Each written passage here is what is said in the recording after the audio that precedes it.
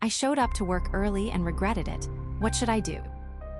It all started with a new job. Decent pay, promises of something big. I signed the contract without even skimming the fine print. It was a factory still under construction, and I was waiting for a call with a start date. 2 weeks of silence went by, then the phone rang. The voice was flat, all business. Factory's delayed, but we've got temp work with the same employer. You in? Money was tight, no options left. I said yes. The place was in the middle of nowhere, so far from the city that my GPS gave up, and the road turned into a muddy track lined with bare trees. The company office was a gray building next to the half-built factory, surrounded by rusty fences.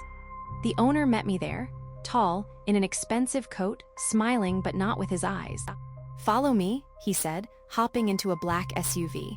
I trailed behind in my car. We drove for nearly an hour before pulling onto a lonely patch of land.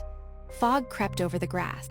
There was his house, old, paint peeling, next to a stable with restless horses, a small soccer field with a beat-up ball, a treehouse, and a workshop, a low shed with a tin roof. The morning was damp, the fall chill cut through me, and there was a smell in the air, heavy, sour, like something rotting. I figured it was the livestock, but something inside me tightened. He led me to the workshop. The door creaked open to a dim room, a single bulb swinging from the ceiling. That's where I met Travis, the manager, tall, lanky, with long arms that seemed too bendy. He wore old-school glasses with thick lenses that turned his eyes into black dots. His hair stuck out in tufts, like he'd been yanking at it. He looked like the kind of guy you'd cross the street to avoid at night. "Hey, I started, but he just flicked his eyes at me, blank and sticky, like wet dirt. Then he turned to the owner and muttered, "We'll get along, Hash."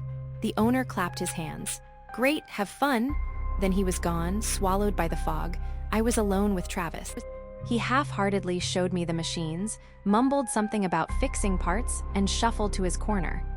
I got to work, mostly to avoid him, but he was suffocating. He moved silently, like a shadow, and sometimes I'd catch him staring, unblinking, inhuman. A day passed, then another. Weeks dragged on, and no word about the factory. The commute was brutal, the work exhausting, and that smell, it got worse, seeping into everything. I couldn't pin down where it came from. Travis was weird. He only drank warm Pepsi from crumpled cans that littered his desk. Ate cheap pastries, licking the cream off his fingers with a long tongue. Sometimes he'd sneak up behind me, I'd turn, and he'd be a step away, silent, those black eyes boring through his glasses. My pulse would spike, but I kept quiet. Didn't want to talk to him. He drove the forklift like a lunatic engine roaring, tires screeching, always looking like he'd plow right into me. "Travis, slow down," I'd yell. He'd just grin, flashing yellow teeth, and hit the gas harder. Then there were the owner's kids. They wandered the property, pale, silent, faces blank. The youngest, maybe 9, rode a shiny black quad bike. They'd drift in and out of the fog like ghosts. The owner himself vanished, gone when I arrived, still at the office when I left. The worst was the workshop bathroom. A tiny stall with a rusty sink and a wall that rattled steady, like someone shaking a pipe. I knocked back once, and the sound got louder, turning into a low hum that made my skin crawl. I didn't ask Travis about it. He barely spoke anyway, his face a mask, his voice a rustle. One thing stood out, he always left before sunset. He'd watch the sun, and if he stayed late, he'd bolt, drop everything, jump in his rusty car, and peel out without a word. I'd finish up alone. I kept hoping for a transfer, but nothing. Then came the morning that broke me. Alarm was set for 6, but I woke up at 5, sharp, no reason. After shifts, I'd crash at 7 p.m., dead to the world, which wasn't normal for me. That day, sleep wouldn't come. I figured I'd head in early, maybe snag some overtime. Got there before dawn. Sky pitch black, fog thicker than ever, and then I saw it, Travis's car, parked at the workshop. Light on inside. Dread gripped my throat, but I brushed it off. Just nerves. Opened the door. Froze. Travis was there, working, a hammer in his hands, jerky movements like a broken machine. Normally he'd slouch in his corner with his Pepsi, but now he was frantic. Metal clanged, sweat poured down his face, glasses fogged up. I coughed. "Morning." He stopped, turned his head slow, smiled. It wasn't right, his eyes like black pits, teeth bared, veins popping on his neck. He didn't say anything, just stared, then went back to hammering. My legs locked up. I wanted out, but he barked, "What are you standing there for?"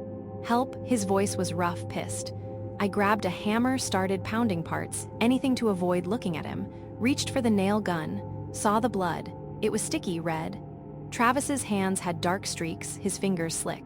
By his desk, a puddle, thick, metallic smelling. Next to it, a carcass. Dog, pig, just a heap of fur and bones. He laughed, low, guttural, eyes locked on me. "What the hell?" I stammered. He stepped toward me, silent, those eyes unreadable. I bolted for the door, ran to my car, jumped in. Key turned, engine roared, I peeled out. Then I heard it, the forklift. Travis was chasing me, glasses crooked, face twisted. I floored it, mud flying, the fog swallowing him as he roared behind me. I got away, but that smell, rot and metal, sticks with me. What do I do? Tell someone? Am I losing my mind? Anyone been in a situation like this?